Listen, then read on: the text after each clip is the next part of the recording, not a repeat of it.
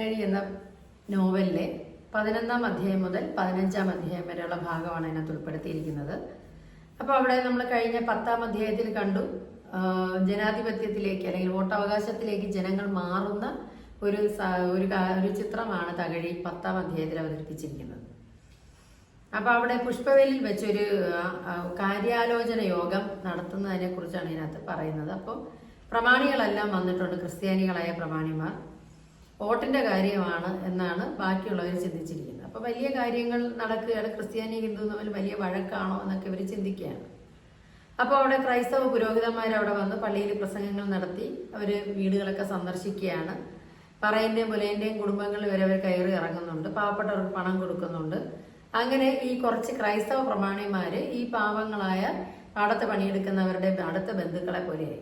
ഒരാഴ്ച കഴിഞ്ഞിട്ട് കുഞ്ഞപ്പി വന്ന് കോരനോട് പറഞ്ഞു, മാർക്കം കൂടാൻ പോകും, അതായത് ജാതി അല്ലെങ്കിൽ മതത്തിലേക്ക് ഇവരെ, ക്രിസ്ത്യൻ മതത്തിലേക്ക് ഇവരെ ചേർക്കുന്ന ഒരു രീതിയായിരുന്നു ആ സമയത്ത്. അപ്പൊ ചിരുത അത്ഭുതം കൊണ്ട് വല്ലാതായിപ്പോയി. അടി ഇതന്നെ കുഞ്ഞപ്പി പറഞ്ഞു, നമ്മളെ ദൈവമൊന്നും ഇല്ലാത്തവരല്ലയോ, പക്ഷേ നമ്മൾ മനുഷ്യരല്ലേ, അപ്പൊ ചത്ത അങ്ങ് ചെല്ലുമ്പോൾ നമുക്കൊരു ഗതി വേണ്ട, അതുകൊണ്ട് ഞാൻ ക്രിസ്ത്യാനി ആവാൻ പോവുകയാണെന്നാണ് ആര് പറഞ്ഞത്? കുഞ്ഞപ്പി പറഞ്ഞു. അപ്പൊ അവൻ മരിച്ചവരിന് ശേഷമുള്ള കാര്യമൊക്കെ പറയുന്നത് കേട്ടപ്പോൾ കോരനും അടിമയായി. അപ്പോൾ ചിരത ചോദിക്കുന്നു, അപ്പം നമ്മൾ ഈ മാർഗം കൂടാത്തവർക്ക് അല്ലെങ്കിൽ ഏതെങ്കിലും ഒരു മതം സ്വീകരിക്കാത്തവർക്ക് മരിച്ചു കഴിഞ്ഞാൽ ഒരു ഗതിയും ഇല്ലേ? അപ്പം നമ്മൾ മാടനെയും പിശാചിനെയും ഒക്കെയാണ് ആരാധിക്കുന്നതെന്നാണ് അച്ഛൻ പറഞ്ഞത്. അപ്പം അവൻ പറഞ്ഞു, അച്ഛൻ നല്ല കേമനാണ്, ബാക്കി നമ്മുടെ ഒപ്പമുള്ളവരെല്ലാം അച്ഛൻ്റെ മീറ്റിങ്ങിന് വന്നിരുന്നു എന്ന് പറഞ്ഞു. അപ്പം അവരും ഒക്കെ മാർഗം കൂടാൻ പോവുകയാണെന്ന് പറഞ്ഞാൽ ക്രിസ്ത്യാനികളായി മാറാൻ പോവുകയാണെന്നാണ് ചോദിക്കുന്നത്. അപ്പം അച്ഛൻ എൻ്റെ കുടിലൊന്ന് നന്നാക്കിച്ച് തരാമെന്ന് പറഞ്ഞു. പിന്നെ എട്ടിയാതിക്ക് ഒരു പുത്തൻ കുടിൽ വെച്ചു കൊടുക്കും, പിന്നെ എനിക്ക് 2 രൂപയും തന്നു. അപ്പം ചിരിത പറഞ്ഞു, ഞങ്ങൾ എന്തായാലും ഇപ്പം മാർക്കം കൂടുന്നില്ല, ഞങ്ങൾ കുടുംബപരമായിട്ട് കാവും മാടനും ഒക്കെ ഉള്ള കുടുംബക്കാരാണ്. അപ്പം മാർഗം കൂടിയ തമ്പ്രാനെ നമ്മൾ ഒരു ജാതിയാകും എന്നാണ് പറഞ്ഞതെന്ന് കുഞ്ഞപ്പി പറയുന്നു. കോരൻ ചിരിച്ചുപോയി. അപ്പൊ അങ്ങനെയാണെങ്കിൽ ശമേലച്ഛൻ കൊച്ചിലെ മാർഗം കൂടിയത്, അവൻ ഇപ്പോഴും കൊലയനാണല്ലോ എന്ന് പറഞ്ഞു. കുഞ്ഞപ്പയ്ക്ക് അതിന് മറുപടിയൊന്നുമില്ല. അവൻ വീണ്ടും ഗൗരവത്തോട് പറഞ്ഞു, ഞാൻ മാർഗം കൂടാൻ പോവുകയാണ്. ചിരുത അവളുടെ നിശ്ചയം വീണ്ടും ആവർത്തിച്ചു പറഞ്ഞു, എന്തായാലും ഞങ്ങൾ അതിനില്ല. അടുത്ത ഞായറാഴ്ച കുഞ്ഞപ്പിയും കുടുംബവും ജ്ഞാനസ്നാനം ചെയ്തു. കുഞ്ഞപ്പിയുടെ പേര് പത്രോസ് എന്നായി. കുഞ്ഞപ്പിയുടെ ഭാര്യ മാണി മറിയ എന്ന പേര് സ്വീകരിച്ചു. അങ്ങനെ ക്രിസ്തുമതത്തിലേക്കുള്ള ഒരുപാട് പരിവർത്തനങ്ങൾ നടക്കുമ്പോൾ ഒരു സന്യാസി ക്രിസ്ത്യാനിയായ പുലേനെയും പറയനെയും ശുദ്ധികർമ്മം ചെയ്ത് ഹിന്ദു മതത്തിലേക്കും മാറ്റുകയായിരുന്നു.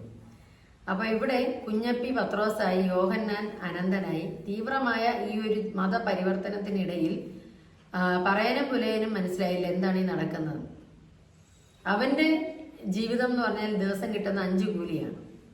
രാജ്യത്തെ വേറൊരു വഴിയിലേക്ക് തിരിച്ചു വിടുക എന്നുള്ള ഉദ്ദേശത്തോടു കൂടിയാണ് ഈ മതപരിവർത്തനം നടന്നത്.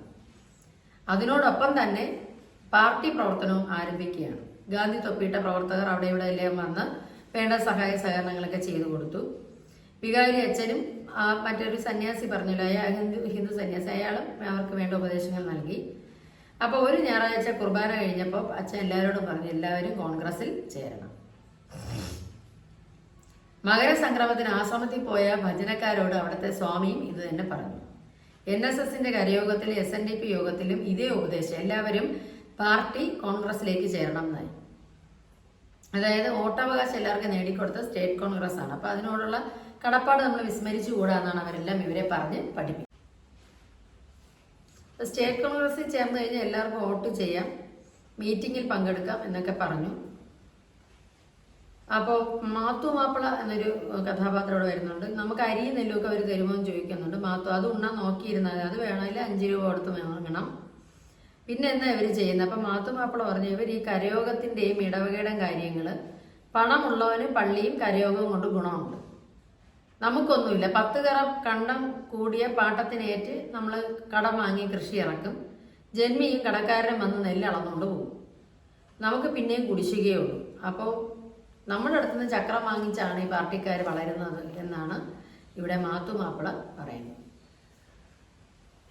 ആകെപ്പാടെ എല്ലാവർക്കും ഒരു ആശയക്കുഴപ്പമാണ് ഈ പാർട്ടിയെക്കുറിച്ചും മതത്തെക്കുറിച്ചും ഒക്കെ.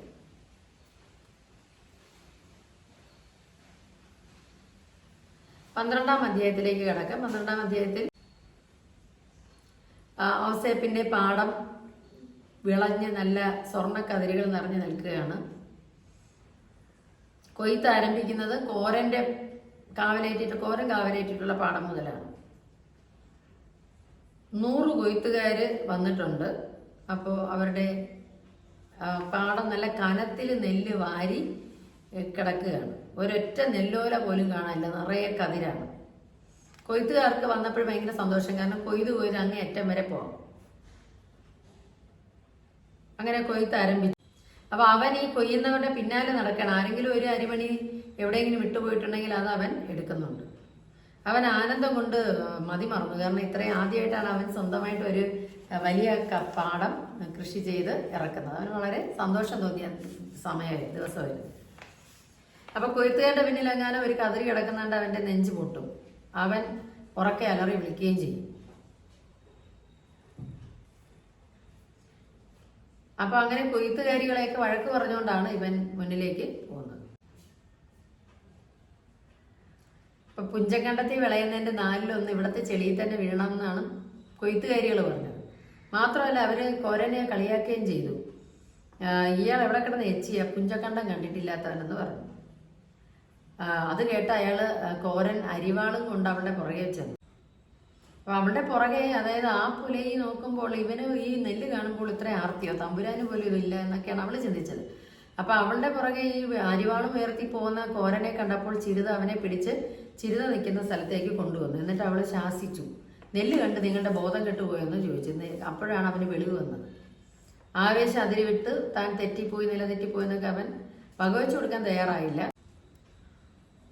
അപ്പൊ അവള് ചോദിക്കുകയാണ്, ചിരുത ചോദിച്ചു, നിങ്ങൾ കഴിഞ്ഞ വർഷം ഈ പുഞ്ചക്കണ്ടത്തിൽ പണിയെടുത്തതല്ലേ? അപ്പൊ അതിനുള്ള മറുപടി ആണ്, പക്ഷെ ഇതുപോലെ വേല എടുത്ത് ഞാൻ കൊയ്തിട്ടില്ല എന്ന് പറയും. അങ്ങനെ കോരൻ ചിരുതയുടെ ഇടതുവശത്ത് നിന്ന് കൊയ്യാൻ തുടങ്ങി. അപ്പോഴേക്കും ചാത്തനും അവളുടെ വലതുവശത്ത് വന്നു. അപ്പൊ ഭാര്യയും ഭർത്താവും ചാത്തനും കൂടെ, ഇവളെ കല്യാണം കഴിക്കാൻ നിന്നാണ് ചാത്തൻ, അതറിയാലോ. അയാൾ 3 പേരും കൂടെ കൊയ്യുകയാണ്. അപ്പൊ കുറെ ദൂരം കൊയ്ത് കഴിഞ്ഞപ്പോൾ ചിരുത കോരന്റെ പുറയിലേക്ക് മാറിയിട്ട് ചാത്തനോട് പറയാണ്, ചാത്ത ഇങ്ങോട്ട് നോക്ക്, നെല്ല് കളഞ്ഞിരിക്കുന്നത്. കോരൻ കൊയ്തെടുത്ത് നെല്ല് പോയി. കോരൻ വല്ലാതെ നാണം കെട്ടു. അത് ഏൻ കണ്ണ് മെയിലായത് കൊണ്ട് കാണാൻ മേലായിരുന്നു. ഉത്തരം മുട്ടി പറഞ്ഞ ഒരു ഉത്തരവായിരുന്നു. അപ്പൊ ആ ചിരി അവര് രണ്ടുപേരും ശരിക്കും ആസ്വദിക്കുകയാണ്. അപ്പൊ ഇതൊക്കെ കണ്ട് ചാത്തൻ ചിന്തിക്കുകയാണ്. കോപം കൊണ്ട് കലിതുള്ളി നിന്ന കോരനെ ചിരുത പിടിച്ചോണ്ട് വന്നു, മുറുക്കാൻ കൊടുത്തു, അവനെ ശാന്തനാക്കി. ഇപ്പോൾ അവൻ ചിരിക്കുന്ന ഒരു പരുവത്തിലേക്ക് അവനെ മാറ്റിയെടുത്തൊരു പെണ്ണാണല്ലോ എന്ന് അവൻ ചിന്തിക്കുന്നു. കൊയ്ത് പോയി. കഴിഞ്ഞ കൊല്ലം അടുത്ത് നിന്ന് കൊയ്ത് അപ്പോഴത്തേന്ന് അവൾ എത്ര അകന്നു പോയി. കാരണം കഴിഞ്ഞ വർഷം അവള് ചാത്തന്റെ അടുക്കൽ നിന്ന് കൊയ്യുമ്പോൾ അവൾക്കൊരു അവകാശം ഇല്ലായിരുന്നു. പക്ഷെ ഇപ്പോൾ അവൾക്ക് കോരനൊന്നൊരു അവകാശമുണ്ട്. അന്നേരം അവൻ ധാരാളം തമാശകൾ പറഞ്ഞു. ഇപ്പോൾ അവൻ തമാശ പറയാൻ തോന്നില്ല. അവന്റെ ഹൃദയത്തിൽ ഒരുപാട് നിരാശ തോന്നി.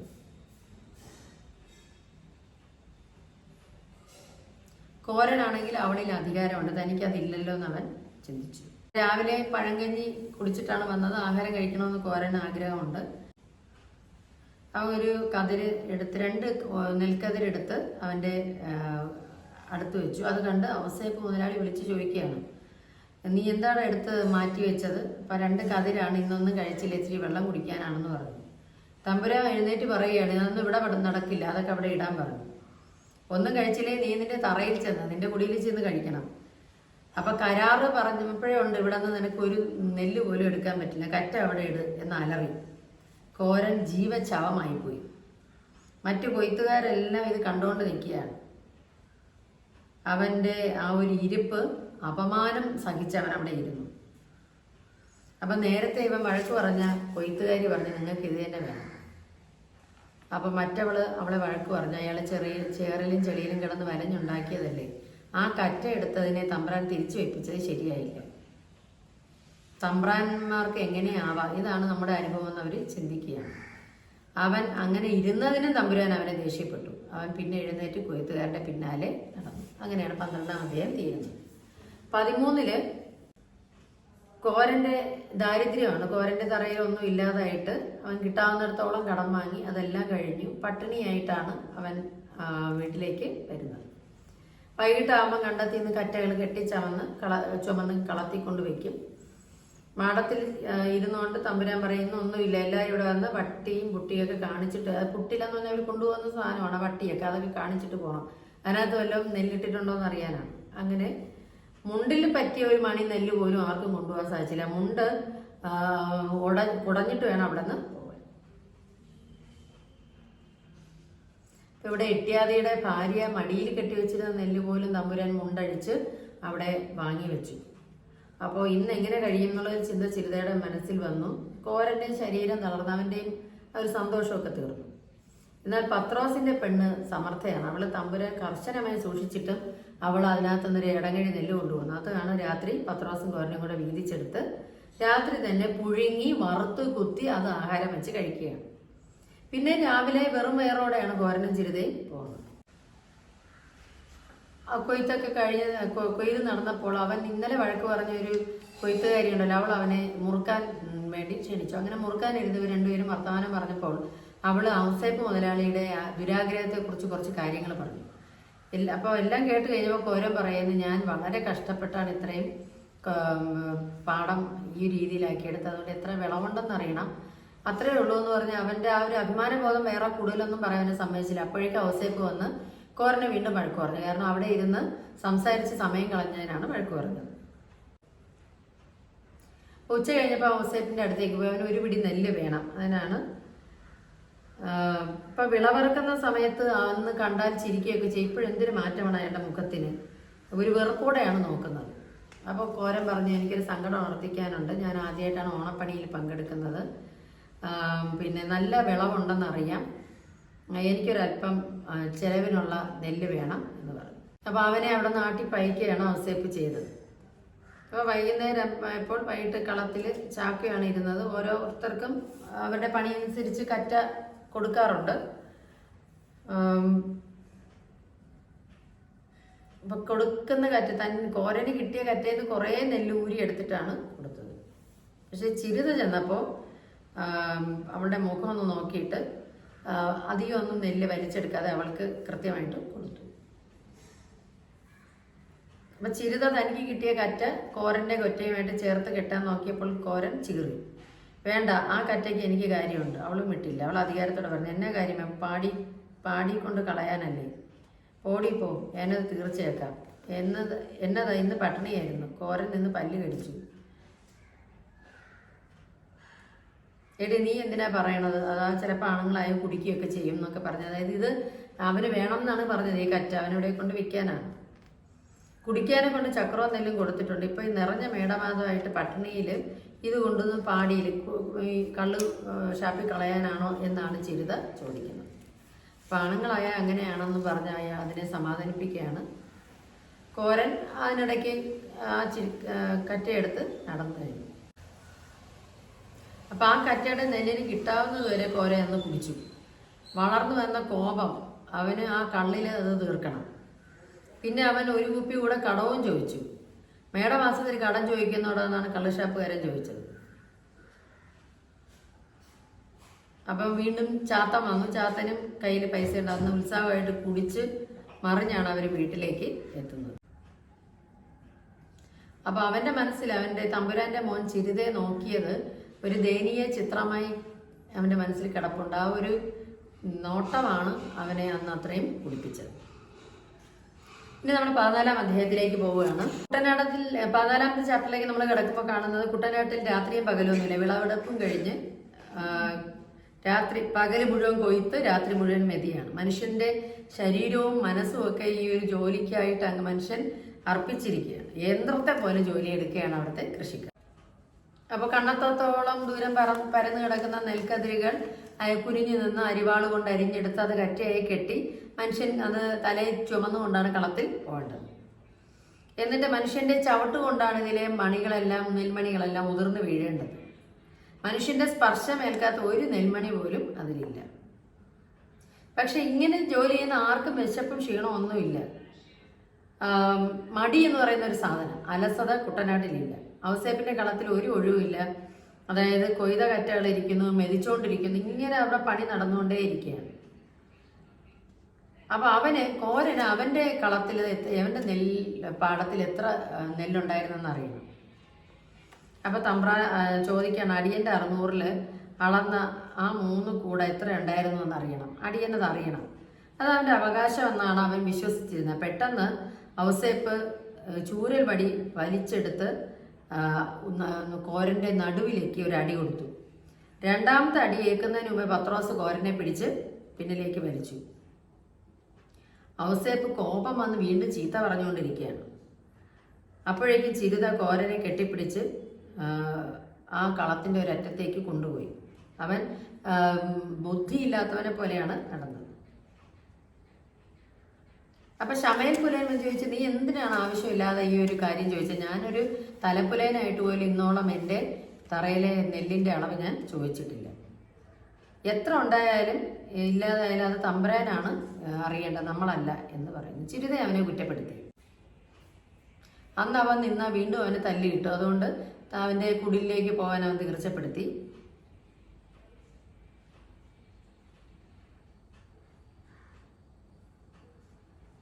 ചാക്കിയോട് പറഞ്ഞിട്ട് കോരനും ചിരിതയും പോയി. ആ പാതിര കഴിഞ്ഞപ്പോൾ ചിരിത മെതിക്കാൻ പോയി. പക്ഷെ അവൾ കുറച്ച് കഴിഞ്ഞപ്പോൾ ഭയങ്കരമായിട്ട് പേടിച്ചോടി അവളുടെ കൂട്ടുകാരികളുടെ അടുത്ത് അഭയം പ്രാപിച്ചു. അപ്പോൾ എല്ലാവരും പറഞ്ഞു, ഇവിടെയൊക്കെ മാടനും മറുതയുള്ള സ്ഥലമാണ്, നീ എന്ത് കണ്ടാണ് പേടിച്ചതെന്ന് പറഞ്ഞു. പക്ഷേ മാടനല്ലെന്നും മറുതയല്ലെന്നും ചിരിതയ്ക്ക് നന്നായി അറിയാമായിരുന്നു. പിന്നീട് അവൾ കുറേ നേരം കഴിഞ്ഞപ്പോൾ മറിയയോട് അവൾ സംഭവിച്ചത് എന്താണെന്ന് പറഞ്ഞു. കാരണം അവൾ വരുന്ന വഴിക്ക് ചാക്കോ അവളെ കടന്നു പിടിച്ചതാണ്. അവളുടെ ശരീരത്തിൽ മാറിലെ മുറിവ് അവൾ കാണിച്ചു കൊടുത്തു. അപ്പോൾ ആ ഒരു ഉടുതുണിയുടെ തുമ്പും കീറിപ്പോയിട്ടുണ്ട്. അപ്പോൾ അതുമായിട്ട് അവൾ അയാളുടെ പിടി വിടിവിച്ച് ഓടിയതാണെന്ന് പറഞ്ഞു. അപ്പം സാവധാനം ഇത് കേട്ടിരുന്ന മറിയ പറഞ്ഞു, ചിലരങ്ങനെയാണ് മോളെ. അതായത് ചില കിടാത്തികൾക്ക് ഇങ്ങനെയുള്ള തമ്പ്രാക്കന്മാർ കൂടുതൽ നെല്ലൊക്കെ കൊടുക്കുകയും ചെയ്യും. പക്ഷെ കാലമാട ഒളിച്ചെന്ന് പിടിക്കുമെന്ന് വിചാരിച്ചില്ല എന്ന് ചിരിത. അങ്ങനെയാണ് പിന്നെ ഈ ചെറുബാല്യക്കാരന്മാർ തമ്പ്രാക്കന്മാർ അവർക്കിപ്പോൾ പറക്കിടാങ്ങൾ കുട്ടികളെയും പല കുട്ടികളെയൊക്കെ മതി, ജമ്പറിട്ട് തുടങ്ങിയപ്പോഴേ അത് തുടങ്ങി എന്നൊക്കെ അവൾ മറുപടി പറയുന്നു. ചിരിത പറഞ്ഞു, പക്ഷേ ഇതെൻ്റെ തറയിൽ അറിഞ്ഞാൽ, എൻ്റെ പുലയൻ അറിഞ്ഞാൽ.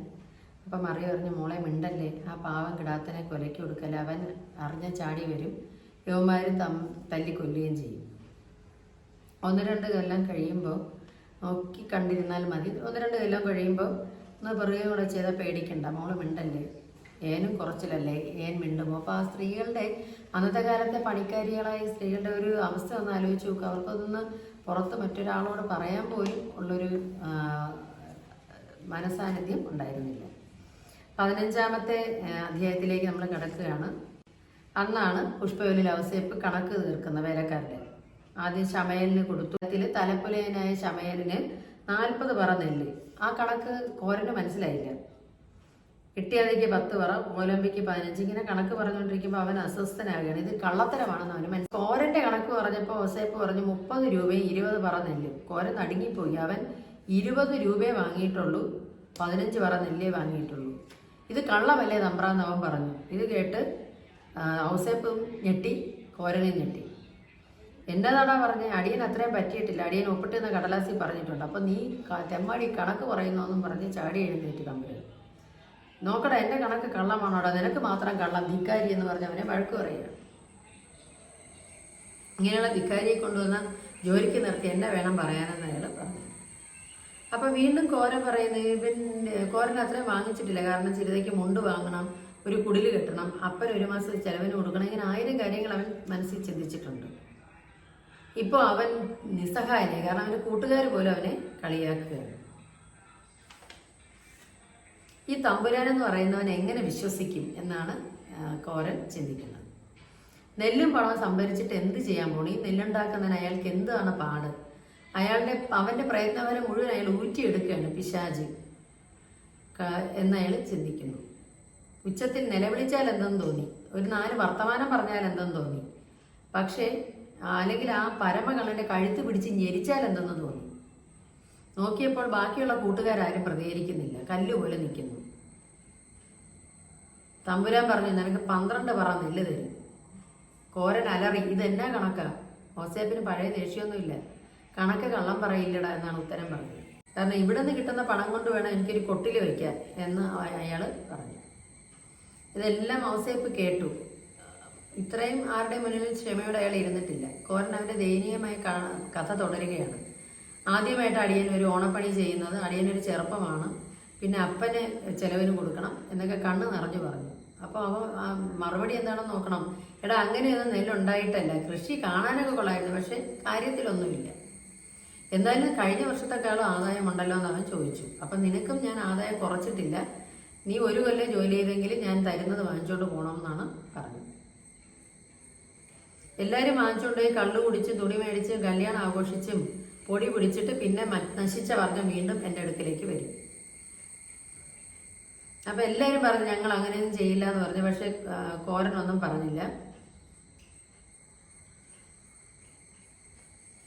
അപ്പോൾ അയാൾ ശമയന് ഔസേപ്പ് കുറച്ച് നോട്ടുകളും കൂടെ എണ്ണി കൊടുത്തു. 10-ൻ്റെയാണ്, 5-ൻ്റെയാണ്, ഇത് 2-ൻ്റെയാണ്, തെറ്റിപ്പോരെന്ന് പറഞ്ഞു. എല്ലാവർക്കും അത് കണ്ടിരുന്ന എല്ലാവർക്കും ഓരോരുത്തരായിട്ട് വിളിച്ച് കൊടുക്കുകയാണ്. അതിന് ചക്രം വേണ്ട, പുഞ്ചക്കണ്ടത്തി മേലെ എടുത്ത ഇവിടെ നെല്ലുണ്ടായോ എന്നാണ് കോരൻ പറഞ്ഞത്.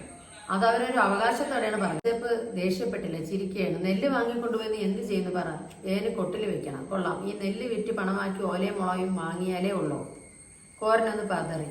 ഔസേപ്പ് പറഞ്ഞിടാ, നെല്ല് വല്ലയിടത്ത് വിൽക്കുന്നതിന് വരെ എനിക്ക് വിൽക്കുന്നു എന്ന് വെക്കേ. ഇവിടെ നെല്ല് കിടന്നാൽ നിങ്ങൾക്ക് എന്നെ ഗുണം. മിഥുന മാസം മുതൽ നിനക്ക് നെല്ലുകൂലി കിട്ടും. ഇക്കൊല്ലം നെല്ല് കുറവാണ്.